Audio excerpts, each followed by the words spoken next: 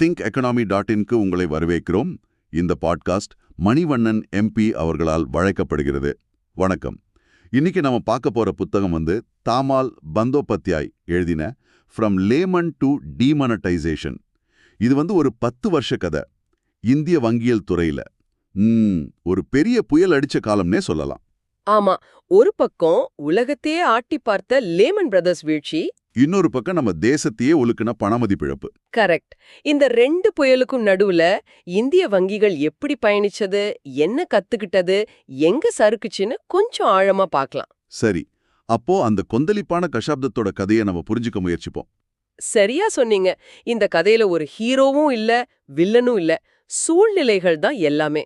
அப்படியா? ஆமா, ஒன்னு வெளியில இருந்து வந்த அதிர்ச்சி, இன்னொன்னு உள்ளிருந்தே நம்ம உருவாக்குன அதிர்ச்சி. வாங்க அந்த முதல் அதிர்ச்சியிலிருந்து ஆரம்பிக்கலாம். சரி, 2008க்கு போவோம். அமெரிக்காவுல லேமன் பிரதர்ஸ் திவால் ஆகுது. உலகமே நடுங்குது. ஆனா இந்தியாவுக்கு பெரிய பாதிப்பு இல்லைன்னு சொன்னாங்க. நம்ம வங்கிகளை ரிசர்வ் வங்கி ஒரு பாதுகாப்பு வளையத்துக்குள்ள வச்சிருந்ததா இந்த புத்தகம் சொல்லுது. உண்மையிலேயே நம்ம பாதுகாப்பா தான் இருந்தோமா? நேரடியா நம்ம வங்கிகள் அந்த சப்ரைம் நெருக்கடியில முதலீடு செய்யல, அது உண்மைதான். ஓஹோ. அந்த வகையில அந்த பாதுகாப்பு வளையம் வேலை செஞ்சது. ஆனா மறைமுக தாக்குதல் ரொம்ப பலமா இருந்துச்சு. அது என்ன மாதிரியான தாக்குதல்? பணப்புழக்க நெருக்கடி, அதாவது லிக்விடிட்டி கிரைசிஸ். சுவாரஸ்யமான விஷயம் என்னன்னா, உலக அளவில் வங்கிகளுக்குள்ள ஒரு அவநம்பிக்கை வந்துருச்சு. அதனால வெளிநாடுகள்ல இருக்கிற நம்ம இந்திய வங்கி கிளைகளுக்கு பணம் கொடுக்க மத்த வங்கிகள் தயங்குச்சு. சுருக்கமா சொன்னா, நம்ம வீட்டுக்குள்ள திருடம் வரல, ஆனா தெருவுல தண்ணி வர்றத நிறுத்திட்டாங்கங்கிற மாதிரி. அதேதான், மிகச்சரியா சொன்னீங்க. நிலைமை அதுதான். இந்த உலகளாவிய நிகழ்வு ஒரு தனிப்பட்ட மனுஷனோட வாழ்க்கையை எப்படி மாத்துச்சுன்னு காட்ட புத்தகத்திலிருந்து ஒரு நிஜ கதை இருக்கு. ஒரு இளம் நிதித்துறை நிபுணர். சில வருஷத்திலேயே அவரோட சம்பளம் 60,000 ரூபாயிலிருந்து 5.5 லட்சம் ரூபாய்க்கு போகுது. அப்போ வளர்ச்சி அப்படி இருந்துச்சு. ஆமா. ஆனா லேமன் வீழ்ச்சிக்கு அப்புறம் அவர் வேலை செஞ்ச என்பிஎஃப்சி, அதாவது வங்கி அல்லாத நிதி நிறுவனம், பண நெருக்கடியில சிக்குது.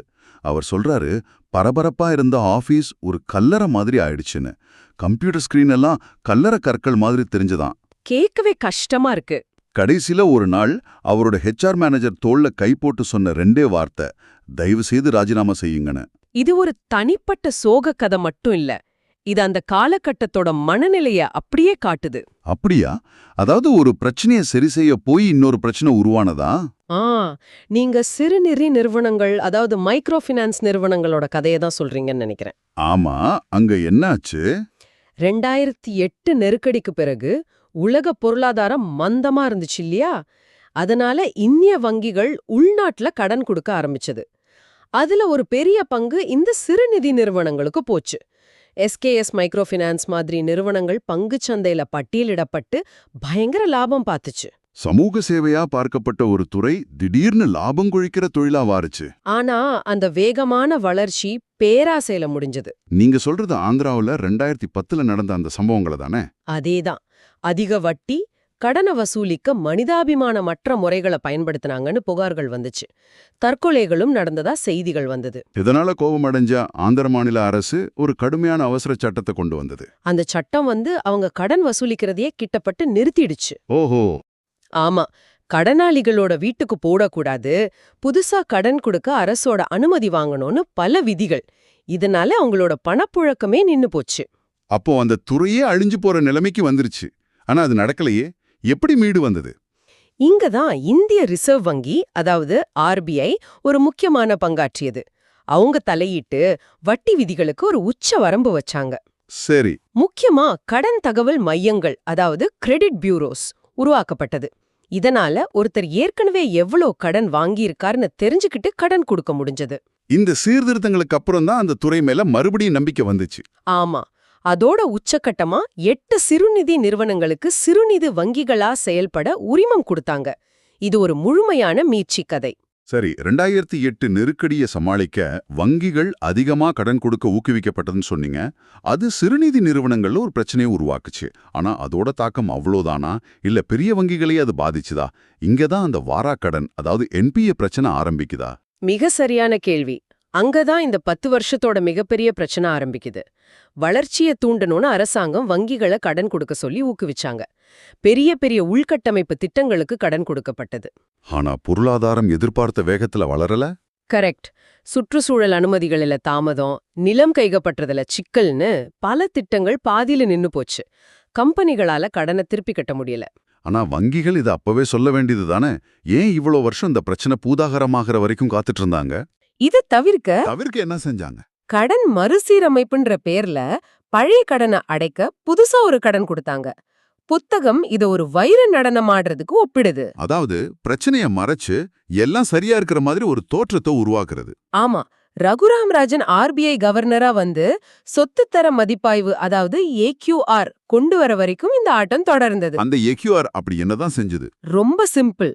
அது வரைக்கும் கார்பெட் கடையில மறைச்சு வச்சிருந்த எல்லா குப்பையும் வெளியில வந்தது. இருட்டு ரூம்ல திடீர்னு லைட்ட போட்ட மாதிரி வாரா கடன் அளவு பல மடங்கு அதிகமா தெரிஞ்சது. இதுக்கு ஒரு சரியான உதாரணம்னா விஜய் மல்லையாவோட கிங்ஃபிஷர் ஏர்லைன்ஸ் வழக்கு தான். சுமார் 9,100 கோடி ரூபாய் கடன். ஆமா, ஏன்னா இதுல எல்லா பிரச்சனைகளும் ஒன்னா தெரிஞ்சது. ஒரு பக்கம் நிறுவனம் நஷ்டத்துல ஓடுது, ஆனா மறுபக்கம் மல்லையாவோட ஆடம்பரமான வாழ்க்கை முறை. இது மக்கள் கிட்ட ஒரு பெரிய கோபத்தை உருவாக்குச்சு இல்லையா? நிச்சயமா. இது வெறும் ஒரு தனி நபரோட தவறா இல்ல இந்த அமைப்பு முறையோட தோல்வியான ஒரு கேள்வியை எழுப்புச்சு. அதுலயும் அந்த பிராண்ட் மதிப்பீடு செஞ்சு கடன் கொடுத்த விஷயம் இருக்கே. ஆமாமா, அதுதான் இந்த வழக்குன்னு உச்சகட்டம். கிங்ஃபிஷருங்கிற வர்த்தக பேரை மட்டுமே 3000 கோடி ரூபாய்க்கு மேல மதிப்பிட்டு அதை ஒரு பிணையமா ஏத்துக்கிட்டாங்க.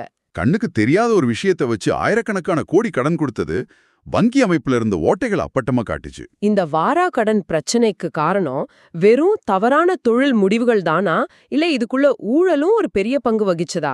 புத்தகம் வங்கியாளர் தரகர் கூட்டணி, சூட்கேஸ் பேங்கிங்னு சில வார்த்தைகளை பயன்படுத்துது. இருந்தாங்க. அவங்க வங்கி அதிகாரிகளுக்கு லஞ்சம் கொடுத்தாங்க. பொதுத்துறை வங்கிகள்ல இருந்த ஒரு விதமான அதிகார கலாச்சாரத்தையும் பத்தியும் புத்தகம் பேசுது. சில சம்பவங்கள் கேட்கவே ஆச்சரியமா இருக்கு. ஆமா, ஒரு வங்கியோட தலைவர் தன்னோட கார் வர லேட் ஆனதுனால ஒரு ஜெனரல் மேனேஜரை சஸ்பெண்ட் செஞ்சாராம். அப்படியா? இன்னொருத்தர் கெஸ்ட் ஹவுஸ் லிஃப்ட் நின்னு போனதுக்காக ஒரு அதிகாரியை டிரான்ஸ்ஃபர் பண்ணாராம்.